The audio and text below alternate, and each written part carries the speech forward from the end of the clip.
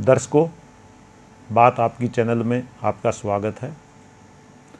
हरियाणा में अब राजनीति ठीक धीरे धीरे चरम और उबाल पर पहुंच रही है। हर शख्स जिसका राजनीति से सरोकार है वह राजनीति में अपने कदम आगे रख रहा है। इसी में महम के निर्दलीय विधायक बलराज कुंडू ने जन सेवक पार्टी के नाम से नया राजनीतिक दल लॉन्च किया है। जी हाँ, बलराज कुंडू ने भले ही नया राजनीतिक दल जन सेवक पार्टी के नाम से लॉन्च कर दिया है, लेकिन बलराज कुंडू अपनी नई पार्टी को सफल बना पाएंगे? कम से कम हरियाणा का राजनीतिक इतिहास यह कहता है कि बलराज कुंडू हरियाणा के उस मिथ को नहीं तोड़ पाएंगे जिसमें प्रदेश की जनता ने नए नवेले राजनीतिक दलों को कभी गले और मुंह नहीं लगाया। बात हरियाणा के पूर्व सीएम राव वीरेंद्र सिंह से शुरू होती है और हरियाणा के निर्माता कहे जाने वाले चौधरी बंसीलाल तथा राजनीति में पीएचडी की उपाधि हासिल पूर्व सीएम चौधरी भजनलाल तक चली जाती है।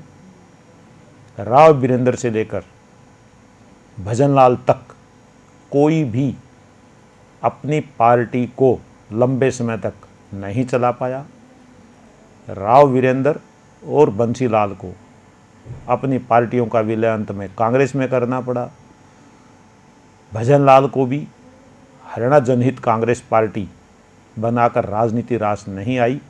उनके बेटे कुलदीप बिश्नोई की हजका का विलय कांग्रेस में हुआ। यह अलग बात है कि कुलदीप बिश्नोई बाद में कांग्रेस छोड़कर भाजपा में चले गए। मैंने जिन नेताओं के नाम दिए हैं वह हरियाणा के सीएम रहे हैं, उनके बहुत बड़े नाम रहे हैं, बहुत बड़ा उनका राजनीतिक कार्य क्षेत्र रहा है।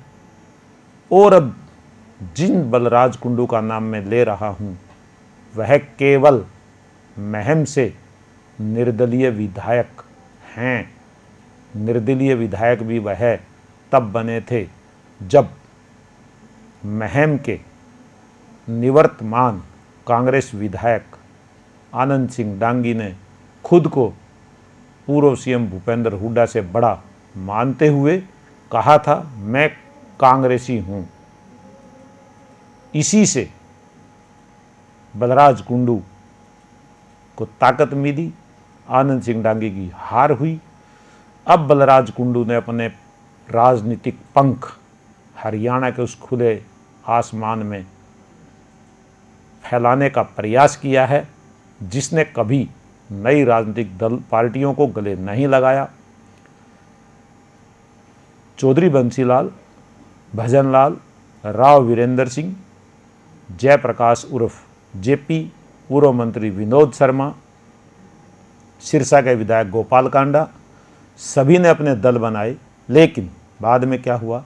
सभी किसी न किसी दूसरे दल में जाकर ठीक उसी तरह से विलय कर गए जिस तरह किसी बरसाती नदी का विलय अंत में समुद्र में होता है। बलराज कुंडू की पार्टी जन सेवक पार्टी की इम्तिहान अगले साल होने वाले विधानसभा चुनाव में होगा और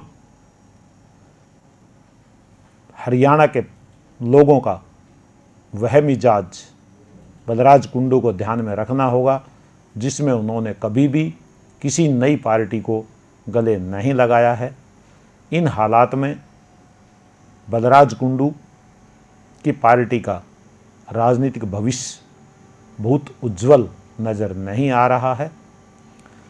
जो लोग बलराज कुंडू के विरोधी हैं वह साफ कहते हैं बलराज कुंडू केवल वोट काटने के लिए चुनावी दंगल में उतर रहे हैं। अब यह बलराज कुंडू को साबित करना होगा कि वह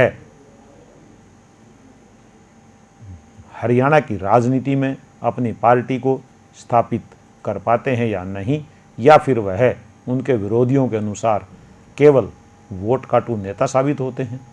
2024 के विधानसभा चुनाव में हरियाणा की जनता का मूड कम से कम यह नहीं दिखाई दे रहा कि वह किसी ऐसे दल को मुंह लगाएं जो केवल वोट काटने के लिए चुनावी दंगल में उतरे।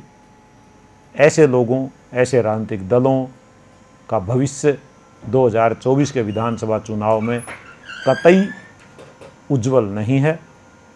इसलिए बलराज कुंडू की पार्टी की सफलता के आगे बहुत बड़ा सवालिया निशान हरियाणा की जनता का वह मिजाज लगा रहा है जो कभी नई पार्टियों को गले नहीं लगाता। धन्यवाद।